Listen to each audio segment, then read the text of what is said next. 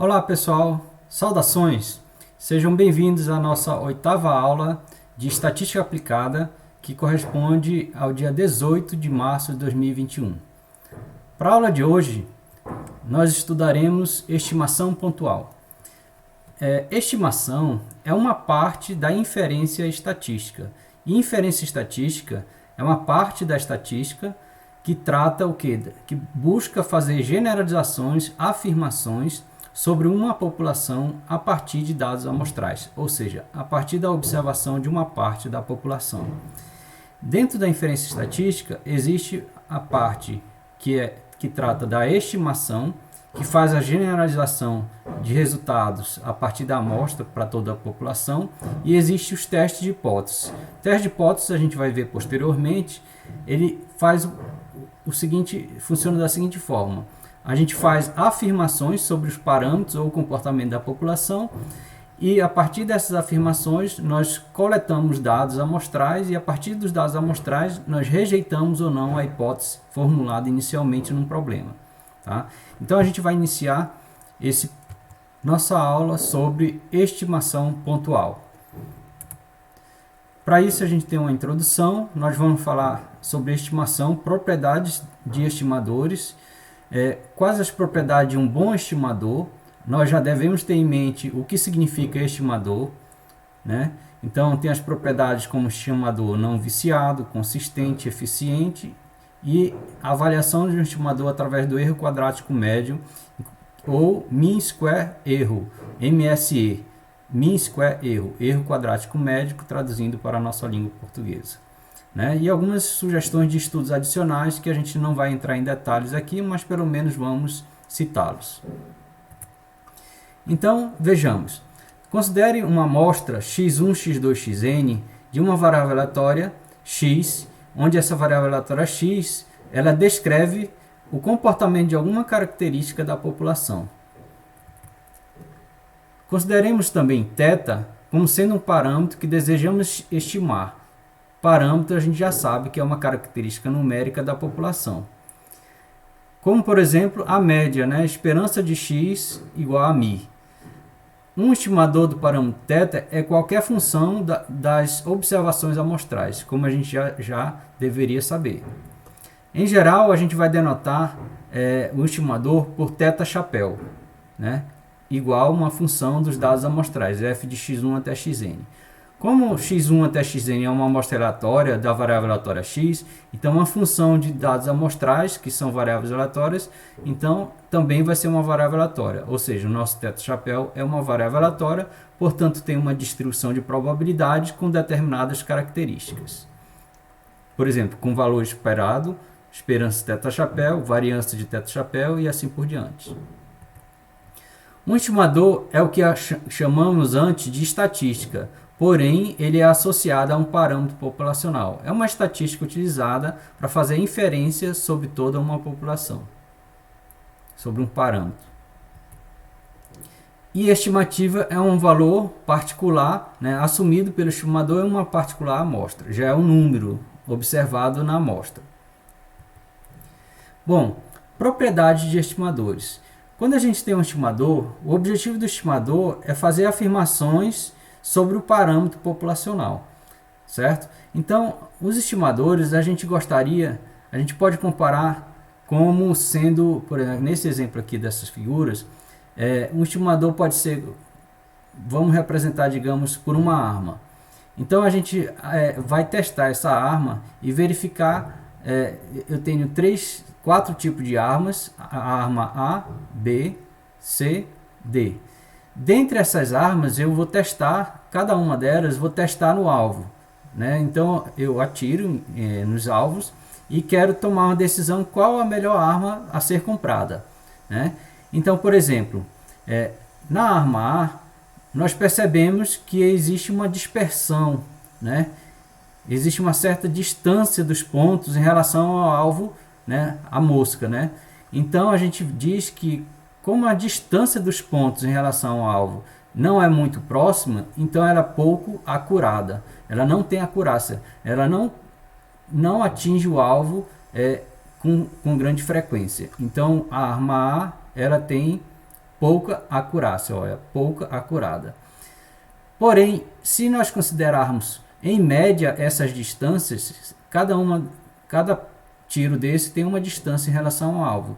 E as distâncias, somando essas distâncias e dividido pelo total de tiros, nós temos uma distância média. Então, em média, a gente pode estar acertando o alvo.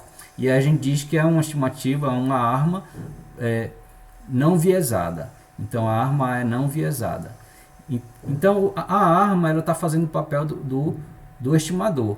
Tá? Então, o estimador é pouco acurado porque a distância dos pontos não atinge o alvo. E ela, em média, é não viesada, porque em média o estimador atinge o verdadeiro valor do parâmetro. Tá? Por outro lado, esses pontos eles são dispersos em torno da média, se formos calcular aqui uma dispersão com uma variância e desvio padrão.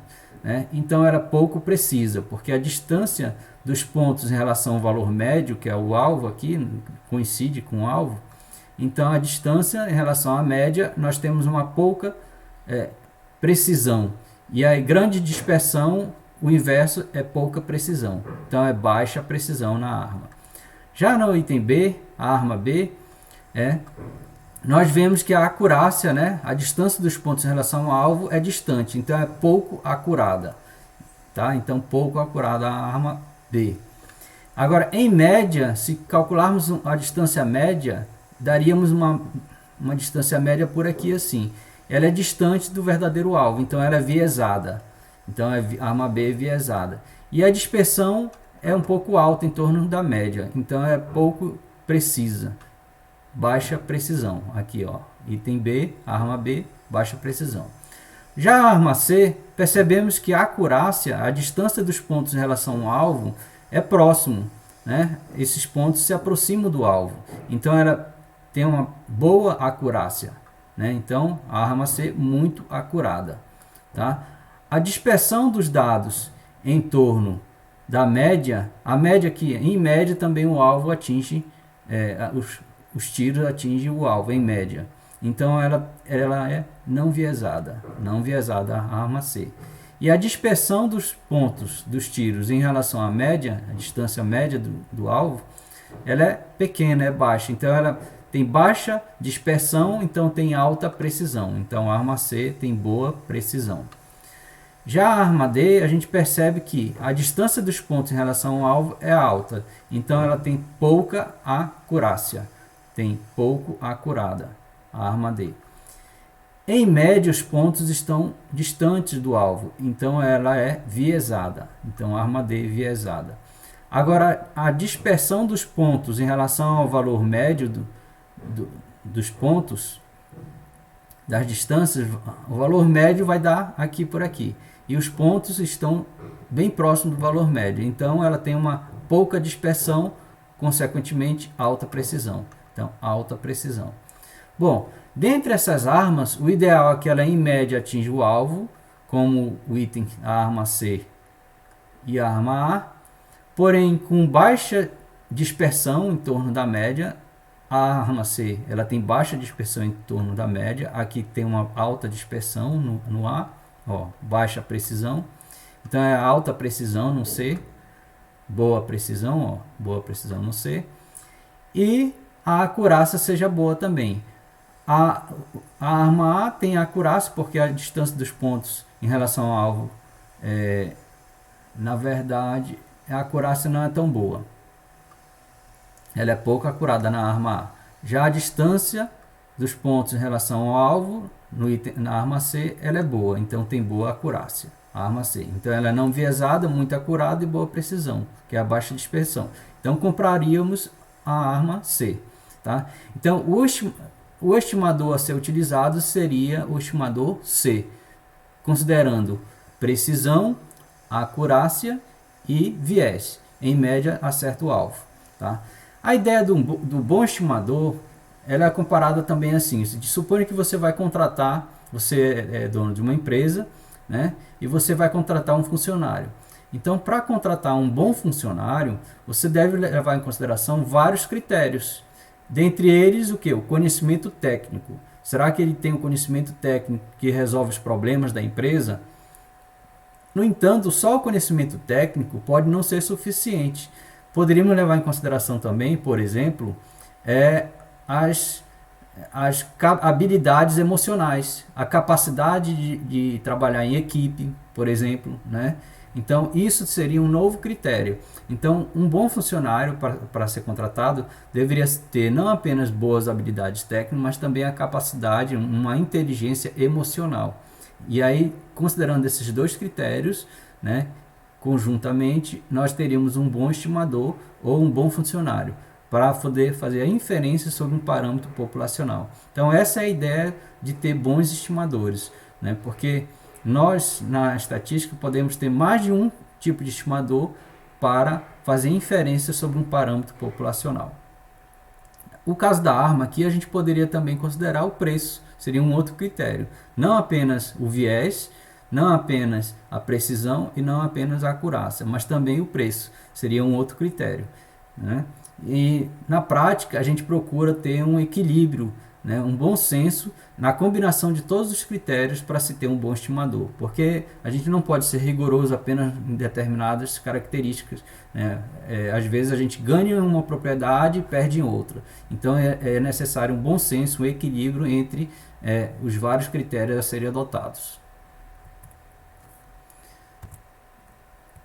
Então vamos ver agora com detalhes propriedades de um bom estimador, né? Então, o primeiro critério é o estimador não viciado, ou não tendencioso, ou não viesado, ou justo. Todos esses termos são equivalentes.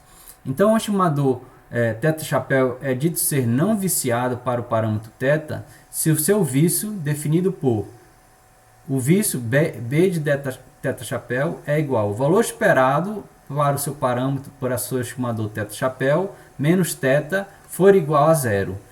Isto é, se o viés, né, se o vício, o valor esperado do meu estimador, menos o θ, é uma ideia de um erro, né? Então, se esse erro é igual a zero, então a esperança θ-chapéu menos θ igual a zero, significa o menos θ para o lado direito, fica esperança θ-chapéu igual a θ. Ou seja, em média, o meu estimador é igual ao verdadeiro parâmetro θ. Então, a gente deve lembrar que a média amostral é um estimador para a média populacional. E a gente já viu que o valor esperado da média amostral é igual à média populacional. Então, a média amostral é um estimador não viciado para a média populacional. Então, essa é a ideia. Se em média o estimador, tá? Se a esperança do estimador for igual ao verdadeiro parâmetro, nós temos que o estimador é não viciado, ou não tendencioso, não viesado ou justo. Então, como a gente acabou de citar, né, esperança da média amostral é igual à média populacional, desde que x1 até xn seja uma amostra aleatória de uma variável aleatória x, onde a média de x é igual a μ. Tá? Então, é necessário que seja uma amostra aleatória da variável aleatória x, ou seja, x1 até xn são independentes entre si e têm a mesma distribuição da variável aleatória x. Essa é a definição de amostra aleatória de uma variável aleatória x. Nós devemos lembrar disso, ok? Outro exemplo, a variância populacional σ2 é dada por 1 sobre o tamanho da população, soma do quadrado dos desvios das variáveis xi das observações xi menos a média populacional. Essa é a variância populacional, onde μ é a soma dos valores populacionais dividido pelo tamanho da população. Então, um estimador para σ2, baseado numa amostra aleatória de tamanho n, extraído dessa população, é o σ2 chapéu 1 sobre n, somatório de xi menos x barra, que é a média amostral, elevado ao quadrado. Ou seja, é a soma do quadrado dos desvios, né, de cada observação em relação à média amostral, dividido pelo tamanho da amostra. Então é possível mostrar que este estimador σ2 chapéu aqui, ele é viciado para estimar o σ2. Ou seja, a esperança de σ2 chapéu é diferente de σ2. Então ele é viciado para σ2. Por outro lado, a esperança do S2, que é a variância amostral, é igual a σ2, que é a variância populacional, onde S2 é a mesma soma do quadrado dos desvios de cada observação xi em relação à média amostral x barra, porém dividido por n menos 1. Então é possível demonstrar que a esperança dessa variância aqui, desse S2, é igual a sigma 2. Né? Então a única diferença aqui desse sigma do chapéu para o S2 é que no sigma do chapéu é dividido por N, no S2 é dividido por N menos 1. É por isso que a gente usa essa fórmula dividido por N menos 1. Tá? Porque a esperança de S2 é igual à verdadeira variância populacional sigma 2. Consistência. Um estimador teta-chapéu é dito ser consistente para o parâmetro θ se o limite da esperança do estimador teta-chapéu é igual a θ. Ou seja, falando de outra forma aqui, para amostras grandes, o valor esperado do estimador é igual ao verdadeiro parâmetro θ. Ou seja, ele é não viciado assintoticamente falando. Ou seja, para amostra grande, o valor esperado de θ-chapéu é igual ao verdadeiro parâmetro θ, que significa que ele é não viesado para uma amostra suficientemente grande, quando n tende a infinito. Tá? Mas não somente esse critério, essa condição. O limite da variância do estimador tende a zero para uma amostra suficientemente grande. Ou seja, além do estimador, o valor esperado é de se concentrar, se aproximar do verdadeiro parâmetro, né? Eu espero que o estimador seja igual ao verdadeiro parâmetro quando a amostra é grande. E além disso, a variabilidade em torno do valor esperado é praticamente nulo. Então ele se concentra no verdadeiro parâmetro. Tá? Então ele vai se aproximando, a gente imagina que vai ter uma grande dispersão no início do tamanho da amostra. Quando a amostra fica pequena, a variância fica pequena, e aí ela se aproxima da verdadeira média, verdadeiro parâmetro θ. Observação. Se o estimador θ-chapéu é não viciado para θ, ou seja, se a esperança θ-chapéu é θ para todo n, então nem precisa do tamanho da amostra grande. Então fica esperança θ-chapéu é θ para qualquer n, se ele é não viciado. E aí basta verificar a sua consistência, que é a segunda condição. Consistência é variância tendendo a zero. Basta observar a segunda condição dessa definição. Ou seja, um estimador θ-chapéu não viciado é consistente para θ se no limite a variância do estimador θ-chapéu tende a zero, é igual a zero. Exemplo. Considere a situação do exemplo 1. Verifique que se x barra é consistente para estimar μ. Né? De fato, a gente sabe que a esperança de x barra é igual a μ, a verdadeira média populacional. O valor que eu espero para a média amostral é igual à média populacional. Então ele é não viciado. Então, como está dizendo aqui a observação, se o estimador θ-chapéu é não viciado para θ e deseja verificar sua consistência, basta observar a segunda condição. Então, ele é não viciado independente do tamanho da amostra. Então, no limite, com certeza, a esperança da média amostral é igual a μ. Basta verificar a variância. Só que a variância da média amostral é o quê? É sigma 2 sobre n, dividido por n.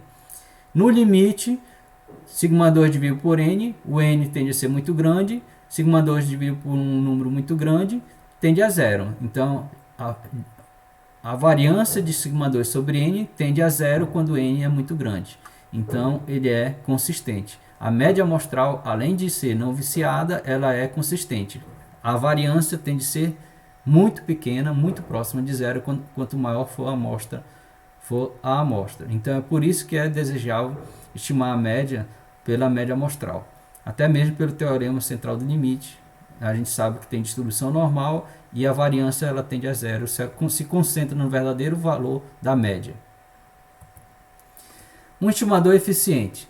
Dados dois estimadores, θ-chapéu 1 e θ-chapéu 2, não viciados para o parâmetro θ, nós dizemos que o estimador θ-chapéu 1 é mais eficiente do que o estimador θ-chapéu 2 se a variância do primeiro estimador, θ-chapéu 1, é menor do que a variância do θ-chapéu 2. Então, eficiente no sentido de ter uma menor variabilidade. Isso quando os estimadores são não viciados. Quando os estimadores são não viciados, tá? Então a gente pode comparar o que? Pelo critério de não viés, os dois estimadores empatam. Então eu vou pegar um segundo critério para aquele que tem uma variabilidade menor em torno da verdadeira média, que é o θ, porque eles são não viciados. Se eles são não viciados, o valor esperado do θ-chapéu é θ, é o verdadeiro parâmetro. Então a variância ela mede a dispersão em torno do valor esperado, quando o valor esperado é o próprio parâmetro θ. Então a dispersão em torno do verdadeiro parâmetro vai ser pequena para um estimador eficiente. Ele é menor do que o estimador do θ-chapéu 2. Quanto menor a variância, melhor, mais eficiente é o seu estimador. Exemplo: considere x1, x2 até xn uma amostra aleatória de uma distribuição normal μ e variância σ2. Considere os estimadores para a mediana. Veja que agora a gente quer estimar a mediana de x. Mede mdx igual a μ. Por que mdx igual a μ? Porque a normal, a distribuição normal, ela é simétrica em torno do parâmetro μ, onde μ é a média e ela coincide com a mediana e com a moda. Então a mediana da distribuição normal é o próprio parâmetro μ, que coincide com a média e com a mediana e a moda também. Então considere dois estimadores, μ-chapéu1 como sendo a média amostral e μ-chapéu 2 a mediana da amostra x1 até xn. Agora, sabendo que o valor esperado da mediana, o μ-chapéu 2, é igual à mediana de x igual a μ, ou seja, a mediana amostral ela é não viesada para a mediana populacional μ. A esperança de x barra a gente sabe que também é não viciado para μ. E μ coincide com a mediana. Então, x barra, o μ-chapéu 1 é não viciado também para μ, para a mediana. E a mediana amostral também é não viciada para a mediana μ. E a variância da mediana μ-chapéu 2 é igual a π, que multiplica sigma 2 dividido por 2n. Quem é mais eficiente para a mediana de x? μ-chapéu 1 ou μ-chapéu 2? Ou seja, a média amostral ou a mediana amostral. Tá? Então a gente tem uma distribuição normal e deseja fazer inferência, estimar o parâmetro mediana dessa distribuição normal. Coleta-se uma amostra e nós temos dois estimadores, a média amostral e a mediana amostral. Sabemos que os dois são não viciados, porque a esperança de x barra é igual a μ, que é igual à mediana, e esperança da mediana amostral está dizendo aqui que é igual também à mediana μ.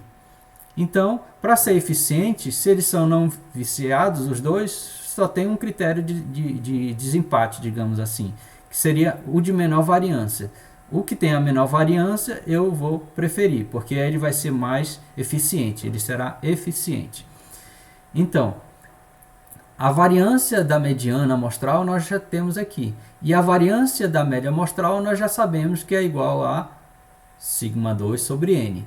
Então a gente vai verificar qual dos dois tem a menor variabilidade. Tá? Sabemos que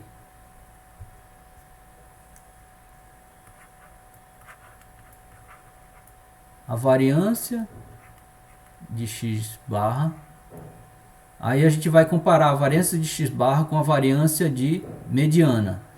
E eu vou dividir esses valores. Variância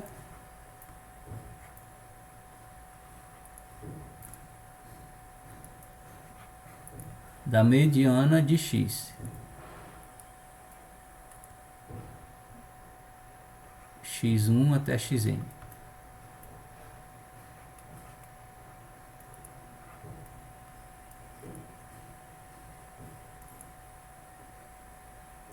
Porque aí eu estou comparando, vou procurar comparar as duas grandezas. Tá? Se essa razão aqui for maior do que 1, eu vou ter que o quê? Variância de x barra vai ser maior, variância da mediana vezes 1 maior do que a variância da mediana.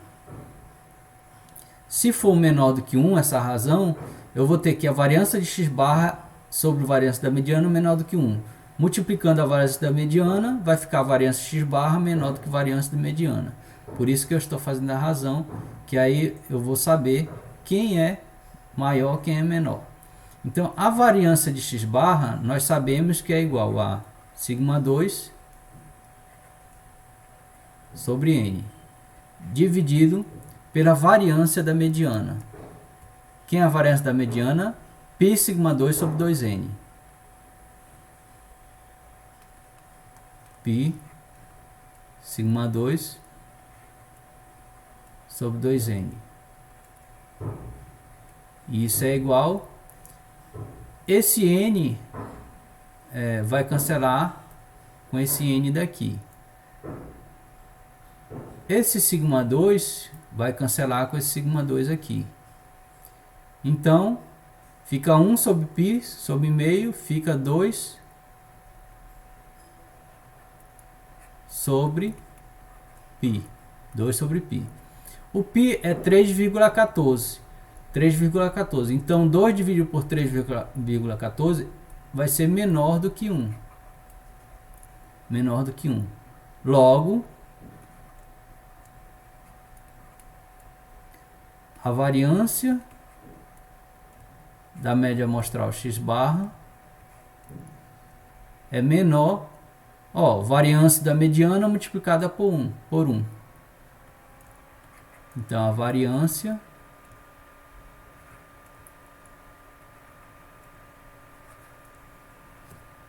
da mediana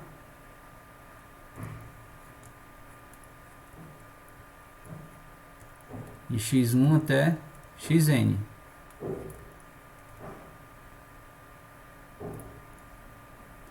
Ou seja, x barra é não viciado para estimar a mediana da normal. Mediana da amostral é não viciada para estimar a mediana da normal. Então, são não viesados os dois estimadores. E a variância da média é menor do que a variância da mediana. Ou seja, então, x barra é eficiente. É mais eficiente do que a mediana. É eficiente.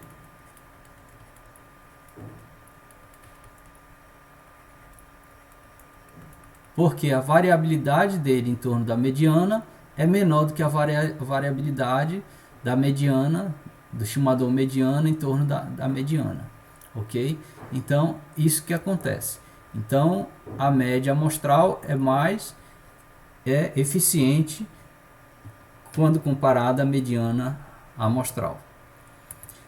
Erro quadrático médio é uma medida de uma propriedade de estimador que é bem utilizada em ciência de dados. Então é bem interessante, na verdade, o erro quadrático médio é uma medida que ela mede a distância, veja só, é o valor esperado do estimador menos θ, então é como se fosse uma distância do valor do parâmetro em relação ao verdadeiro parâmetro que é θ, valor do estimador em relação ao verdadeiro parâmetro que é o θ, isso ao quadrado.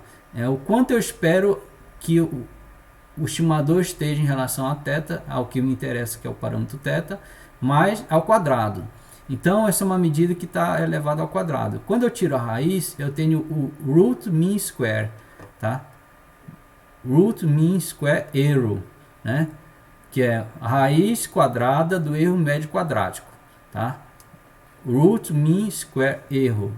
Então é raiz quadrada do erro médio quadrático. Aí essa raiz quadrada do erro quadrático médio, ela é bastante utilizada em ciência de dados para verificar, por exemplo, se uma regressão, um método de regressão ou qualquer outra técnica, ela prediz melhor do que o outro. Ok? Então são maneiras de comparar, de bons ajustes de modelos aos dados. Tá? Mas no caso aqui a gente está falando de parâmetros, de estimadores. Então o que é o erro quadrático médio? Nada mais é do que o quanto que eu espero que o estimador esteja próximo de θ em termos quadráticos. É o valor esperado de θ chapéu menos θ ao quadrado. Ok? Pode-se mostrar que o erro quadrático médio pode ser reescrito como a variância do estimador. Então o ideal é que a variância do estimador seja baixa, mais o quadrado do viés. E também a gente deseja que o viés seja pequeno, né? Próximo de zero. Igual a zero seria o que? O estimador não viciado. O ideal é que seja não viciado. Então o ideal é que o erro quadrático médio seja igual à variância do estimador, quando o viés, ou seja, deseja-se que o estimador seja não viciado. Mas nem sempre o estimador é não viciado, então fica o quadrado do erro como sendo uma parcela do erro quadrático médio, né? Então, o erro quadrático médio é como se diz, é uma combinação da variabilidade e do viés, né? Então, o ideal é ter um equilíbrio entre os dois, para que estejam em conjunto um erro quadrático médio pequeno, para se ter um bom estimador. Observações. Se o estimador for não viciado, então o erro quadrático médio, o viés é zero, vai ser igual à variância do estimador teto-chapéu. Sejam, por exemplo, digamos que temos teto-chapéu 1 e teto-chapéu 2, dois estimadores do parâmetro θ, e sejam erro quadrático médio teto-chapéu 1 e erro quadrático médio teto-chapéu 2, os erros quadráticos médios dos estimadores teto-chapéu 1 e teto-chapéu 2. Então, a eficiência relativa do segundo estimador para o primeiro estimador é definida como o erro quadrático médio teto-chapéu 1 dividido pelo erro quadrático médio do teto-chapéu 2. Ou seja, se o erro quadrático do segundo estimador for maior do que o 1, isso aqui vai ser menor do que 1. Erro quadrático médio do segundo estimador maior do que 1. Então, isso vai ser menor do que 1. Então, a eficiência relativa do segundo estimador teto-chapéu é pequena. É pior do que o do estimador teto-chapéu 1. Se o erro quadrático médio do segundo estimador teto-chapéu 2 for menor do que o primeiro, então isso aqui vai ser algo grande dividido por algo pequeno, vai dar maior do que 1. Então, a eficiência do teto-chapéu 2 é melhor do que a eficiência do teto-chapéu 1. Né? Maior do que 1, melhor para o teto-chapéu 2. Menor do que 1, pior para o teto-chapéu 2. Então, é a eficiência relativa. Então, algumas vezes a gente pode precisar comparar dois estimadores em termos de eficiência relativa. Tá? Pega o estimador 2, coloca no denominador. Menor do que 1, a eficiência relativa, pior para ele. Maior do que 1, melhor para ele. Bom, algumas sugestões de estudos adicionais. Nessa aula a gente viu propriedades desejáveis dos estimadores. Então é como se a gente já tivesse estimadores sugeridos para fazer inferência sobre os parâmetros θ. Ok? Só que outro problema na inferência é o seguinte: de onde a gente encontra esses estimadores? Por que eu vou usar a média amostral para fazer inferência sobre a média populacional? Por que eu uso mediana e não uso outro ponto médio? Por que eu uso proporção amostral e não uso outra medida para estimar a proporção populacional? Né? Então, de onde eu encontro os estimadores? Então, um problema na inferência é o seguinte: é como obter um estimador de determinado parâmetro. Pois nem sempre temos uma sugestão para um estimador. Por exemplo, média amostral para a média populacional, que a gente já sugeriu de cara que para estimar a média populacional a gente trabalha com média amostral. Mas de onde a gente tira essa proposta? Bom, para quem desejar ou precisar dar os passos iniciais nessa área de como obter estimadores, a gente indica o livro do Bussab, quinta edição ou qualquer outra, nas seguintes seções. Na seção 11.3 existem os estimadores de momentos. Possivelmente nós veremos esse estimador, a maneira de obter esse estimador de momentos, quando a gente for fazer regressão linear, ok? Na nossa disciplina. A seção 11.4 tem os estimadores de mínimos quadrados. Minto, não estimadores de momento, mas sim de mínimos quadrados, que a gente possivelmente vai ver. E outro método de obter estimadores é o de máxima verossimilhança, que é o bastante utilizado na teoria estatística. Ok? Então, vocês tendo interesse em estudar como obter estimadores, pode pegar o livro do Bussab e ver essas seções, 11.3, 4 e 5, e ver esses tipos de estimadores, ok? E qualquer dúvida pode perguntar para mim, para a gente discutir essas questões, ok? Então, aqui são os livros utilizados do Bussab Moretti. Esse livro do Oliveira Costa Neto é um livro que eu tenho desde a minha graduação, muito bom ele, teoricamente, e também ele abre muitas ideias sobre as teorias estatísticas, né? E estatística aplicada do Larson Farber, ok? Então, obrigado pessoal, Até a próxima. Tchau, tchau.